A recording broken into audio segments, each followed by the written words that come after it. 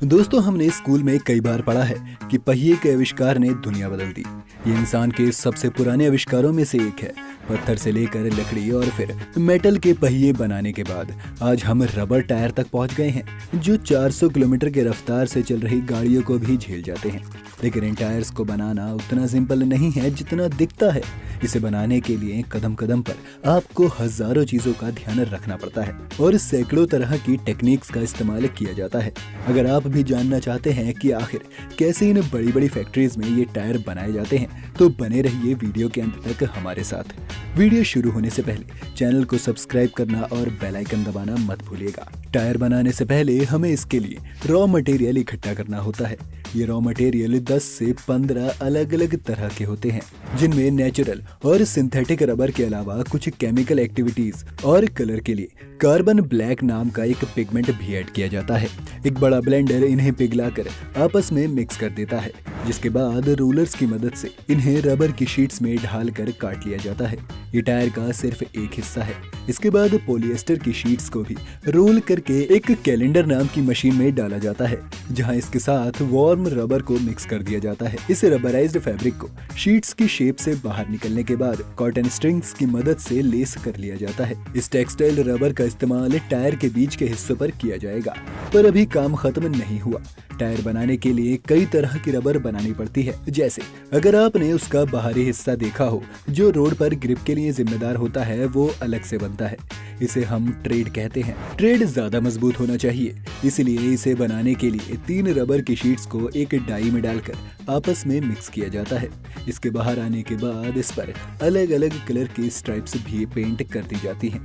जरूरी नहीं है कि ऐसा किया जाए। ये स्ट्राइप्स कुछ कंपनियां लगाती है और कुछ नहीं। अब एक और स्टेप और इसके बाद हम असल में टायर बनाना शुरू कर पाएंगे। रबर का टायर अकेले रोड का सामना नहीं कर सकता, इसलिए इसे मजबूती देने के लिए इसमें स्टील की वायर्स का इस्तेमाल होता है। पहले स्टील की वायर्स को अनकॉइल करते हुए एक मशीन उन्हें सही तरह से अरेंज करती है और उसके बाद एक दूसरी मशीन की मदद से इस स्टील को रबर के ऊपर चढ़ा दिया जाता है। आगे फिर इन स्टील वायर्स को हुप की शेप में निकाल कर अलग रख लिया जाता है। अब हम टायर बनाना असल मायनों में शुरू कर सकते हैं। टायर बनाने की शुरुआत होती है इस रोटेटिंग सिलेंडर पर। इसकी खास बात यह है कि ये सेंटर इन्फ्लेटेड है, यानी वक्त आने पर इसे बीच से फुलाया जा सकता है। उस पर भी आएंगे, लेकिन सबसे पहले देखते हैं कि टायर की शुरुआत कैसे होती है। सबसे पहले इस रोटेटिंग सिलेंडर पर एक एयरटाइट सिंथेटिक रबर की लेयर चढ़ाई जाती है। ये लेयर टायर के सबसे अंदरूनी भाग का हिस्सा बनती है। पुराने टायर में इस लेयर की जगह पर एयर ट्यूब्स होती थी, लेकिन आजकल उनकी जरूरत नहीं पड़ती। इस लेयर के चढ़ने के बाद दूसरी स्टेज पर पॉलिएस्टर और रबर की मदद से जो हमने टेक्सटाइल लेयर बनाई थी, इस पर वो चढ़ाई जाती है और एक वर्कर इन्हें सही लेंथ पर काट लेता है।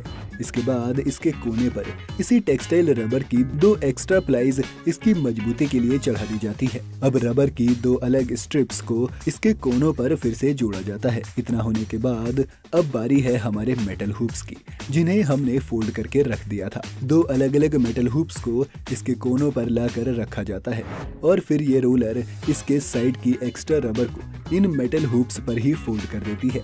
ये मेटल हुप्स ही हैं जो आपके टायर को रिम पर मजबूती से टिका कर रखती हैं। इतना होने के बाद हम इसमें फिर से कुछ एक्स्ट्रा प्लाईज की एक लेयर लगा देते हैं और अब फिर से टेक्सटाइल रबर की एक पूरी शीट इस टायर की मजबूती के लिए इस पर फिर चढ़ा दी जाती है।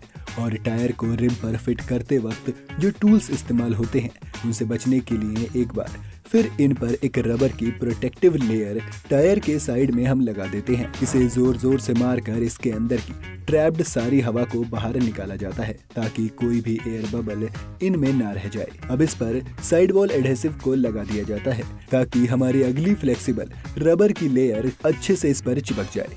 जब टायर बनकर तैयार हो जाएगा, तब ये फ्लेक्सिबल रबर टायर की बाहरी साइड की तरफ आ जाएगी और इसे बाकी तरह के डैमेज से बचा कर रखेगी। अब लेजर की मदद से एक वर्कर सटीक तरीके से इसे काट देता है और रिफिट चिप्स, जिन पर टायर और उसके बैच के बारे में जानकारी होती है, उन्हें टायर पर लगाने के बाद टायर को मशीन से निकाल लिया जाता है और इसके साइड को एक टूल की मदद से वापस टायर में ही रैप कर दिया जाता है। इसे अभी फिर से उसी ड्रम में रखकर छोड़ दिया जाएगा और फैक्ट्री के दूसरी तरफ टायर के बाहरी हिस्से यानी ट्रेड को बनाने की तैयारी शुरू हो जाती है। ट्रेड को बनाने के लिए एक ड्रम पर मेटल वाली रबर 2 शीट्स को एक एंगल पर एक दूसरे के साथ जोड़ा जाता है। क्योंकि ये टायर का बाहरी हिस्सा है, इसलिए इसके स्टील को जंग से बचाने के लिए पहले इस पर एक ब्रास की लेयर भी कोट की जाती है। अब इस पर केसिंग के लिए फिर से एक रबर की शीट चढ़ा दी जाती है और फिर रबर और एडहेसिव को इसमें ऐड किया जाता है। ट्रेड लेयर के बनने के बाद इसे रोल करते हुए बहुत सटीक ढंग से काट लिया जाता है और अब एक आयरन की मदद से एक वर्कर इसे सील कर देता है। दूसरी तरफ हमने जो टायर छोड़ दिया था, अब उसका ड्रम बीच से फूलने लगता है और ड्रम के साथ टायर की शेप भी चेंज हो जाती है। इसी पर लाकर अब हमारे बनाए गए ट्रेड को रखा जाता है। ट्रेड के सही से प्लेस होते ही ड्रम टायर को और फुला देता है और अच्छे से ट्रेड के साथ जोड़ देता है। फिर एक रोलर की मदद से टायर पर प्रेशर डाला जाता है ताकि दोनों हिस्से एक दूसरे के साथ अच्छे से चिपक जाएं। अब इसे टायर को यहाँ से निकाल कर एक दूसरी मशीन में डाला जाना है जिसे क्योरिंग मोल्ड कहते हैं। इस क्योरिंग मोल्ड के अंदर एक ब्लेडर पूरे टायर को 170 डिग्री सेल्सियस की स्टीम से भर देता है, जिससे रबर फैलने लगती है और फैलकर क्योरिंग मोल्ड में पूरी तरह फैल जाती है। इस क्योरिंग मोल्ड में ही टायर को अपनी बाहरी शेप भी मिलती है। साथ ही इस तरह से हीट होने के बाद रबर वल्कनाइज हो जाती है, यानी अब वो कमजोर रबर से इलास्टिक और मजबूत रबर में बदल जाता है। टायर को इस मोल्ड से बाहर निकालने के बाद आप एक पूरी तरह तैयार टायर पाते हैं और बाहर आने के बाद रबर के कुछ एक्स्ट्रा हिस्सों को इस पर से काट कर इसे आगे भेज दिया जाता है। तो इस तरह फैक्ट्री में एक टायर बनता है। देखा आपने, एक सिंपल सी चीज बनाने के लिए इन लोगों को कितनी मेहनत करनी पड़ती है। वैसे हम भी ये वीडियोस आपके लिए काफी मेहनत करके बनाते हैं।